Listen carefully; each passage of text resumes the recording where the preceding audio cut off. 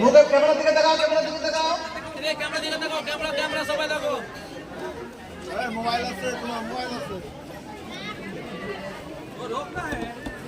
ছোটরা আছো, মুখগুলো খুলে দেবে। কেন বড়রাই মুখ খুলুক না, কি হবে? চেনে যাবে না তো। ওটা ওদের ব্যাপার, ওটা ওদের ব্যাপার।